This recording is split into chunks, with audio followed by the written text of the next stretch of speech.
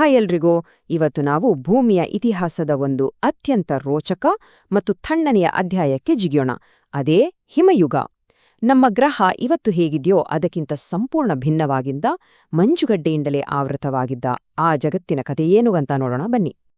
Just ಒಂದು ಕ್ಷಣ imagine ಮಾಡಿ, ನಾವಿವತ್ತು ನೋಡೋ ಈ ಹಸಿರು ಕಾಡು, ನೀಲಿ ಸಾಗರ ಎಲ್ಲ ಮಾಯವಾಗಿ ಕಣ್ಣು ಹಾಯಿಸಿದಷ್ಟು ದೂರ ಬರೀ ದಟ್ಟವಾದ ಬಿಳಿ ಮಂಜುಗಡ್ಡೆ ಹಾಡೆಗಳು. ಈ ಒಂದು ಕಲ್ಪನೆಯೇ ಹಿಮಯುಗ ಅಂದ್ರೆ ಎಂಥ ಅಗಾಧವಾದ ಕಾಲಘಟ್ಟವಾಗಿತ್ತು ಅಂತ ನಮಗೆ ತೋರಿಸುತ್ತೆ. ಸೊ ಈ ಹೆಪ್ಪುಗಟ್ಟಿದ ಯುಗದ ರಹಸ್ಯಗಳನ್ನ ಬಿಚ್ಚಿಡೋಕೆ ನಮ್ಮ ಈ ಜರ್ನಿಯಲ್ಲಿ 5 ಮುಖ್ಯ ಹಂತಗಳಿವೆ. ಹಿಮಯುಗ ಶುರುವಾಗಿದ್ದು ಹೇಗೆ, ಅದು ತನ್ನ ಪೀಕ್ನಲ್ಲಿದ್ದಾಗ ಹೇಗಿತ್ತು, ಮತ್ತು ಕೊನೆಗೆ ಅದರಿಂದ ನಾವು ಕಲಿಬೇಕಾದ ಪಾಠಗಳೇನು, ಒಂದೊಂದಾಗಿ ನೋಡೋಣ. ಸರಿ, ಹಾಗಾದ್ರೆ ನಮ್ಮ ಪಯಣ ಶುರು ಮಾಡೋಣ ಅಲ್ವಾ? ಮೊದಲನೇ ಪ್ರಶ್ನೆ, ನಮ್ಮ ಇಡೀ ಗ್ರಹ ಈ ರೀತಿ ಒಂದು ಐಸ್ ಬಾಲ್ ಆಗಿ ಬದಲಾಗೋಕೆ ಕಾರಣವಾದ್ರೂ ಏನು? ನೋಡಿ, ಹಿಮಯುಗ ಶುರುವಾಗೋಕೆ ಒಂದೇ ಒಂದು ಕಾರಣ ಅಂತ ಇಲ್ಲ. ಬದಲಿಗೆ ಇದೊಂದು ಪರ್ಫೆಕ್ಟ್ ಸ್ಟಾರ್ಮ್ ಇದ್ದ ಹಾಗೆ. ಭೂಮಿ ಸೂರ್ಯನ ಸುತ್ತ ತಿರುಗುವ ದಾರಿಯಲ್ಲಿ ಸ್ವಲ್ಪ ಬದಲಾವಣೆಗಳಾಗುತ್ತೆ, ಸೂರ್ಯನಿಂದ ಬರೋ ಎನರ್ಜಿಯಲ್ಲಿ ವ್ಯತ್ಯಾಸ ಆಗುತ್ತೆ. ಇದರ ಜೊತೆಗೆ ದೊಡ್ಡ ದೊಡ್ಡ ಜ್ವಾಲಾಮುಖಿಗಳು ಸ್ಫೋಟಗೊಂಡು ವಾತಾವರಣವನ್ನ ಬೂದಿಯಿಂದ ತುಂಬಿದ್ವು. ಆದ್ರೆ ಅತಿ ಮುಖ್ಯ ಕಾರಣ ಅಂದ್ರೆ ವಾತಾವರಣದಲ್ಲಿದ್ದ ಕಾರ್ಬನ್ ಡೈಆಕ್ಸೈಡ್ ಪ್ರಮಾಣ ಕಡಿಮೆ ಆಗಿದ್ದು. ಸೊ ಈ ಎಲ್ಲಾ ಫ್ಯಾಕ್ಟರ್ಗಳು ಒಟ್ಟಿಗೆ ಸೇರಿ ಭೂಮಿಯ ಥರ್ಮೋಸ್ಟಾಟನ್ನ ನಿಧಾನವಾಗಿ ಕೆಳಗಿಳಿಸ್ಬಿಡ್ತು. ಇದರ ಪರಿಣಾಮವೇ ಭೂಮಿಯ ಮಹಾಶೀತಯುಗದ ಆರಂಭ. ಇದೇ ಬೃಹತ್ ಹಿಮದ ಹಾಳೆಗಳು ಬೆಳೆಯೋಕೆ ಕಾರಣವಾಯಿತು. ಓಕೆ, ಈಗ ಭೂಮಿ ತಣ್ಣಗಾಯ್ತು. ಆದ್ರೆ ಈ ಕೂಲಿಂಗ್ ನಮ್ಮ ಪ್ಲಾನೆಟ್ ಅನ್ನ ಅಕ್ಷರಶಃ ಒಂದು ಹಿಮದ ಸಾಮ್ರಾಜ್ಯವನ್ನಾಗಿ ಹೇಗೆ ಬದಲಾಯಿಸ್ತು ನೋಡೋಣ ಬನ್ನಿ. ಹಿಮನದಿ ಅಂದ್ರೆ ಸುಮ್ನೆ ಒಂದು ಕಡೆ ನಿಂತಿರೋ ಐಸಲ್ಲ, ಅದೊಂದು ನಿಧಾನವಾಗಿ ಹರಿಯೋ ಅಗಾಧ ಶಕ್ತಿಯ ಹಿಮದ ನದಿ. ಸಾವಿರಾರು ವರ್ಷಗಳಿಂದ ಒಂದ್ರ ಮೇಲೊಂದು ಬಿದ್ದ ಹಿಮ ಗಟ್ಟಿಯಾಗಿ ತನ್ನದೇ ತೂಕಕ್ಕೆ ನಿಧಾನವಾಗಿ ಚಲಿಸುತ್ತೆ. ನಿಜಕ್ಕೂ ಇವು ಪ್ಲಾನೆಟರಿ ಬುಲ್ಡೋಸರ್ಗಳೇ. ಅವು ಚಲಿಸ್ತಾ ಚಲಿಸ್ತಾ ದಾರಿಯಲ್ಲಿ ಸಿಕ್ಕಿದ್ದನ್ನೆಲ್ಲ ಕೆತ್ತಿ ಶೇಪ್ ಮಾಡಿ ದೊಡ್ಡ ದೊಡ್ಡ ಕಣಿವೆಗಳನ್ನ ಸೃಷ್ಟಿ ಮಾಡಿದ್ವು, ನದಿಗಳ ದಾರಿನೇ ಬದಲಾಯಿಸಿದ್ವು. ಇವತ್ತು ನಾವು ನೋಡೋ ಎಷ್ಟೋ ದೊಡ್ಡ ಸರೋವರಗಳೆಲ್ಲ ಇವುಗಳೇ ಮಾಡಿದ್ವು. ಸರಿ, ಈಗ ನಮ್ಮ ಜರ್ನಿಯ ಒಂದು ಸಖತ್ ಇಂಟ್ರೆಸ್ಟಿಂಗ್ ಪಾರ್ಟ್. ಇಂಥ ಕಠಿಣ ಹೆಪ್ಪುಗಟ್ಟಿದ ಜಗತ್ತಿನಲ್ಲಿ ಜೀವಿಗಳು ಬದುಕಿದ್ವಾ? ಬದುಕಿದ್ರೆ ಅವು ಹೇಗಿದ್ದುವು? ಹಿಮಯುಗ ಅಂದ ತಕ್ಷಣ ನಮ್ಮ ಕಣ್ಮುಂದ ಬರೋದೆ ವೂಲಿ ಮ್ಯಾಮತ್ ಅಲ್ವಾ? ತನ್ನ ದಪ್ಪನೆಯ ತುಪ್ಪಳದಿಂದ ಚಳಿಯಿಂದ ರಕ್ಷಣೆ ಪಡ್ಕೊಂಡು ಹಿಮದ ಹುಲ್ಲುಗಾವಲಲ್ಲಿ ಗಂಭೀರವಾಗಿ ಓಡಾಡ್ತಾ ಇದ್ದ ಒಂದು ದೈತ್ಯ. ಆದ್ರೆ ಅಲ್ಲಿ ಹೀರೋ ಮಾತ್ರ ಇರ್ಲಿಲ್ಲ, ವಿಲನ್ ಕೂಡ ಇದ್ದ. ಆ ಕಾಲದ top predator sabre tooth tiger. ಅದರ ಆ ಕತ್ತಿತರದ ಕೋರೆ ಅಲ್ಗಳಿದೆಯಲ್ಲ, ಅಬ್ಬಬಾ, ಮ್ಯಾಮತ್ನಂತ ದೈತ್ಯಗಳನ್ನ ಬೇಟೆಯಾಡೋಕೆಂದೇ ಸೃಷ್ಟಿಯಾಗಿದ್ವವು.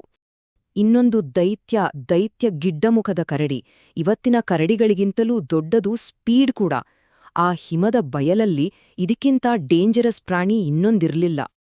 ಈ ದೈತ್ಯಗಳ ಮಧ್ಯೆ ಮಾನವನ ಪಾತ್ರವೇನು?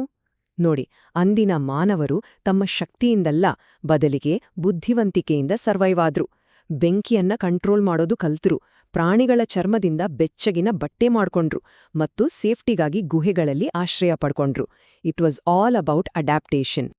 ಈ ಹಿಮದ ಪರಿಣಾಮ ಕೇವಲ ಜೀವಿಗಳ ಮೇಲಷ್ಟೇ ಅಲ್ಲ, ಅದು ಇಡೀ ಪ್ರಪಂಚದ ನಕ್ಷೆಯನ್ನೇ ಬದಲಾಯಿಸ್ಬಿಡ್ತು.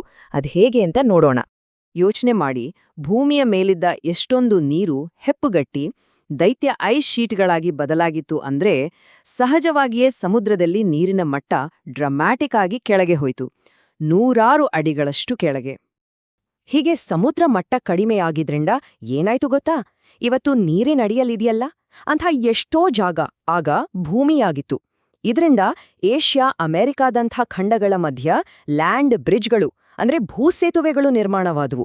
ಇವೇ ಮಾನವರು ಮತ್ತು ಪ್ರಾಣಿಗಳು ಒಂದು ಕಾಂಟಿನೆಂಟ್ನಿಂದ ಇನ್ನೊಂದಕ್ಕೆ ವಲಸೆ ಹೋಗಕ್ಕೆ ಸೂಪರ್ ಹೈವೇಗಳಾದವು. ಸರಿ, ಈಗ ನಮ್ಮ ಜರ್ನಿಯ ಕೊನೆಯ ಹಂತಕ್ಕೆ ಬಂದಿದ್ದೀವಿ. ಈ ಹಿಮದ ಸಾಮ್ರಾಜ್ಯ ಹೇಗೆ ಕೊನೆಗೊಳ್ತು ಮತ್ತು ಇದರಿಂದ ನಾವು ಕಲಿಬೇಕಾದ ಪಾಠವಾದ್ರೂ ಏನು? ಸಾವಿರಾರು ವರ್ಷಗಳ ನಂತರ ಮತ್ತೆ ಭೂಮಿಯ ಆರ್ಬಿಟ್ನಲ್ಲಾದ ಸಣ್ಣ ಬದಲಾವಣೆಗಳಿಂದ ಟೆಂಪರೇಚರ್ ನಿಧಾನವಾಗಿ ಜಾಸ್ತಿ ಆಗೋಕೆ ಶುರುವಾಯಿತು. ಆ ದೈತ್ಯ ಹಿಮನದಿಗಳು ಕರಗೋಕೆ ಶುರುವಾದ್ವು. ಅದರಿಂದ ಬಿಡುಗಡೆಯಾದ ಅಗಾಧ ಪ್ರಮಾಣದ ನೀರೇ ಇವತ್ತಿನ ನಮ್ಮ ನದಿಗಳು, ಸರೋವರಗಳು, ನಮ್ಮ ಇಡೀ ಕ್ಲೈಮೇಟ್ ಸಿಸ್ಟಮ್ ಅನ್ನ ರೂಪಿಸಿದ್ದು. ಹಾಗಾದ್ರೆ ಲಕ್ಷಾಂತರ ವರ್ಷಗಳ ಹಿಂದಿನ ಈ ಕಥೆಯೆಲ್ಲ ವಿಜ್ಞಾನಿಗಳಿಗೆ ಹೇಗ್ ಗೊತ್ತಾಯ್ತು? ವೆಲ್, ಅವರು ಐಸ್ ಕೋರ್ ಸ್ಯಾಂಪಲ್ಸ್ಗಳನ್ನ ಸ್ಟಡಿ ಮಾಡ್ತಾರೆ. ಅಂದ್ರೆ ಅಂಟಾರ್ಟಿಕಾದಲ್ಲಿ ಸಾವಿರಾರು ಅಡಿ ಆಳಕ್ಕೆ ಡ್ರಿಲ್ ಮಾಡಿ ಆ ಕಾಲದ ಹಿಮವನ್ನ ಹೊರತೆಗೆದು ಅದರಲ್ಲಿ ಸಿಕ್ಕ ಹಾಕೊಂಡಿರೋ ಗಾಳಿಯನ್ನ ಅನಲೈಸ್ ಮಾಡ್ತಾರೆ. ಜೊತೆಗೆ ಹಳೆ ಕಲ್ಲುಗಳು, ಪ್ರಾಣಿಗಳ ಪಳಿಯುಳಿಕೆಗಳು ಇವೆಲ್ಲವೂ ಆ ಕಾಲದ ಕಥೆಯನ್ನ ಹೇಳೋ ಸಾಕ್ಷಿಗಳು. ಸೊ ಕೊನೆಯದಾಗಿ ಒಂದು ಪ್ರಶ್ನೆ. ಹಿಮಯುಗ ನಮಗೆ ಏನ್ ಹೇಳುತ್ತೆ?